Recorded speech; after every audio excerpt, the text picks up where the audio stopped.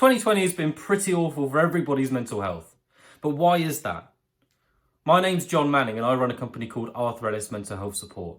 We've got this mission to build a completely accessible mental health service across the country for children, young people and adults. 2020 has been absolutely awful for mental health, but it's been really good for raising mental health's profile and having people talking more about it.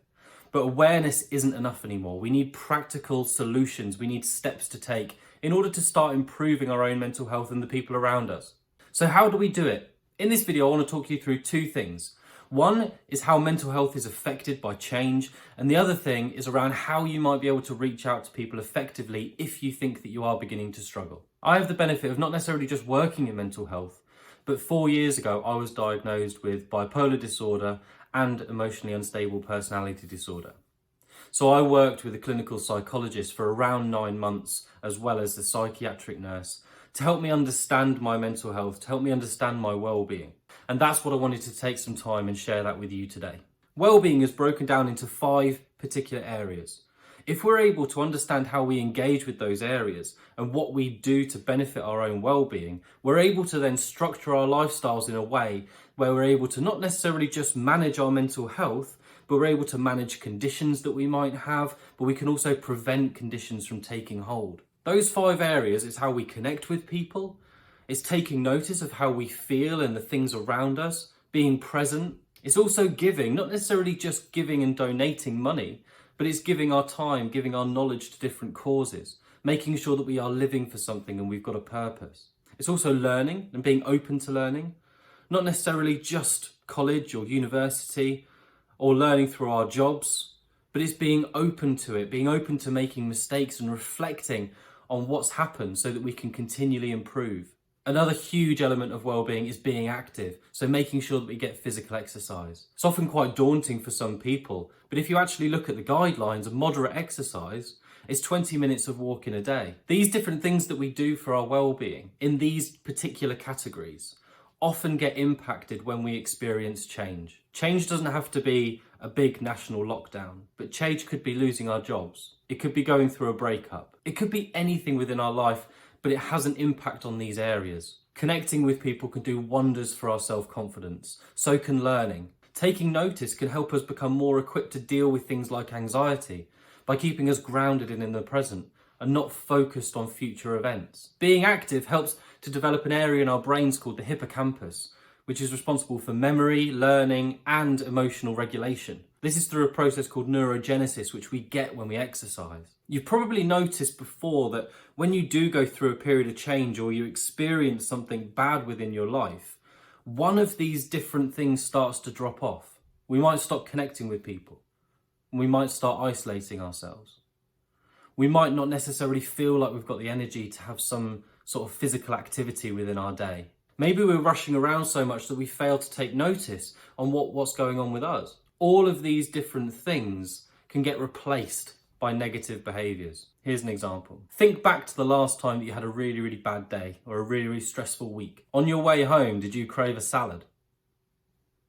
Yeah, me neither. When we have our mind set on something that's really going to be quite positive for us, usually if something is impacting our mental health, we decide to turn to something that's going to be more negative for us. Even though it feels good in the short term, it gives us that short-term gratification, it's not going to be very healthy for us long term. So the one thing that we can do is start recognizing what we do in these different pillars. In psychology, they're called our protective factors, things that contribute towards protecting our well-being. And if we were to choose a donut instead of a salad, or maybe 12, like me, that is called a maintenance behaviour. It gives us very, very short-term, really good feelings, but actually in the long term, it maintains that low state of mood that we might be in. It's a negative behaviour. Sometimes another example will be if we are at work and we feel like we're under pressure and we've got all of this stuff going on and we're really stressed out, but usually we have a lunchtime walk, we probably won't leave our desk that day. And that's the being active pillar, being impacted by our day. So if we can start having a look in these 5 categories at what we do ourselves, What do we do for our exercise and being active? What do we do in order to take notice? What do we do to give? What do we do to learn? What do we do to connect with people around us? We can start monitoring whether any of these are dropping off.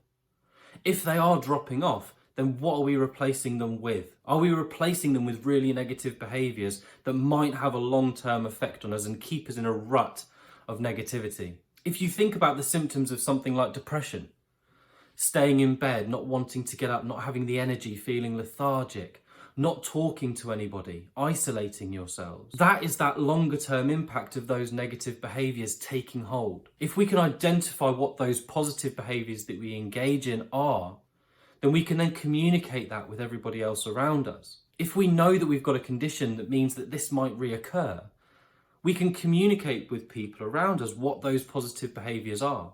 If they then identify that maybe we're not engaging in them enough, then they can intervene and they can help us get back on track with them. Get us out of that rut, get us out of that slump. So if you have a look at these 5 areas, Arthur Ellis have got a free download on our website describing what they are and what they can do for you. So head over to our website, download that free PDF, look through what those 5 areas are and begin looking at your life and what areas of your life contribute towards those pillars.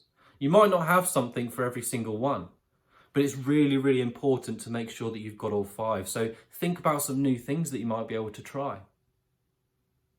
If you can ace those 5 areas, you're going to be in such a good position to manage your mental health. Sometimes if we're doing everything that we should be in these 5 areas, it might not necessarily seem enough. And typically that's because what we're dealing with is bigger than these 5 areas are able to cope with. So we need to reach out and learn some new protective factors, learn some new positive behaviours. These could be thought records, which are involved in CBT. It could be journaling or elements of mindfulness that's going to help us. Going to seek help and going to a therapist or going to counselling, going to some sort of emotional support group, that is what you're doing. You're reinforcing and building out and strengthening those positive behaviours. Reaching out doesn't have to be scary. You're just learning new ways in which you can cope with different situations throughout your life. So if you're able to identify these 5 areas and what you do in them, start engaging in that as a very, very basic level of managing your well-being and mental health. Share with the people around you how they can be involved in helping to make sure that you're consistent with it.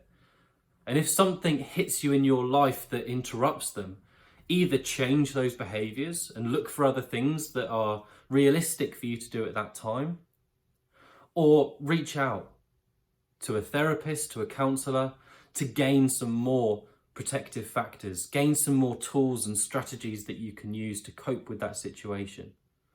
We're always here to help, so please feel free to reach out to us. And I really hope that that's helpful.